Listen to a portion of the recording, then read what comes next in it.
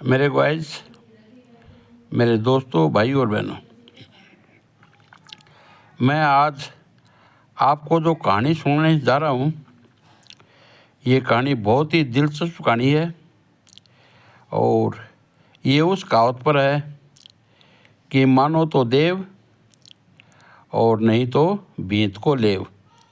यानी मानो तो है भगवान और नहीं मानो तो दीवार का है चूना।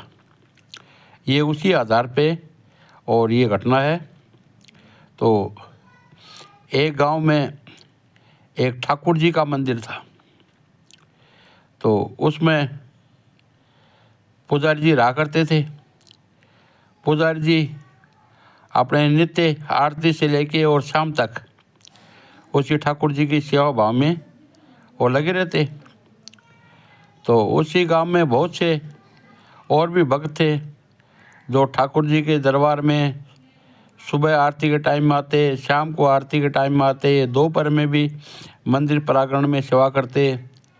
लेकिन उनमें से एक भक्त ऐसा था जो बुढ़िया थी और उसकी उम्र थी 80-90 साल की। अब वो बेचारी सुबह लेट उठती तो वो 9-10 बजे मंदिर में जाती और शाम को भी वो लेट हो जाती। तो उस पर गांव वाले और बच्चे सब उस पर हंसते थे कि ना तो ये बुढ़िया आरती के टाइम आती है, ना शाम को आरती के टाइम आती है, ये कैसी इसकी पूजा है। तो काफ़ी समय ऐसे बीत गया। एक बार पुजारी जी ने उस बुढ़िया को कहा कि माता, मेरे को काफ़ी दिन हो गए यहाँ अपने ठाकुर जी की सेवा करते हुए और मैं मेरे गांव जाऊंगा तो 2 दिन तुम ठाकुर जी की सेवा पानी करना। तो बुढ़िया बोली, देखो मैं आरती के टाइम में तो भाई आऊँगी नहीं, मैं तो लेट आती हूँ, लेकिन मैं ठाकुर जी को बढ़िया से स्नान भी करवाऊँगी, उनको खाना भी खिलाऊँगी और इनकी पूजा पाठ भी कराऊँगी, मंदिर में भारी झाड़ी का काम वो भी करूँगी। तो बोलो ठीक है भाई। आरती के टाइम में उसने और गांव के आदमी थे उनकी ड्यूटी लगा दी, भाई सुबह शाम आरती करना और बाकी का ये बुढ़िया संभाल लेगी। अब वो आरती के बाद में आई तो ठाकुर जी का नहाने का टाइम हो गया। तो बुढ़िया ने गरम गरम पानी किया और गरम पानी करके बाल्टी वहाँ रख दी। ठाकुर जी से बोली, ठाकुर जी मैं तो देखो बुढ़िया हूँ, मेरा हाथ ऊपर तक पहुँचेगा नहीं, तो मेरी आपसे विनती है कि आप अपने आप नहा लो।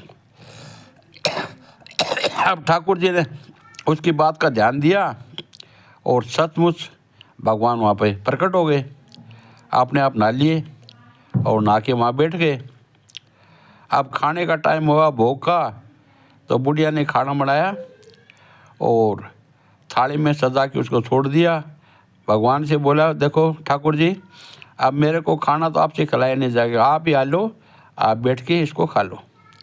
तो भगवान ने वैसा ही किया। वहाँ पे आलती पालती मार के बैठ गए और खाना खाने लग गए।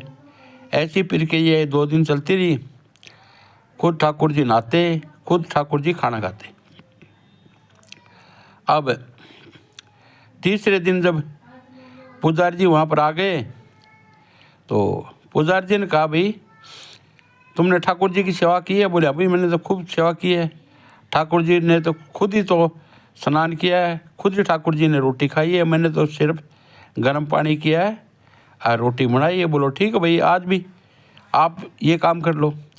आप पुजारी तो एक साइड में दीवार की ओट में खड़ा हो गया और उसने गर्म पानी किया तो ठाकुर जी खुद नहा लिए, खाना खिलाया तो ठाकुर जी ने खुद खाना खा लिया।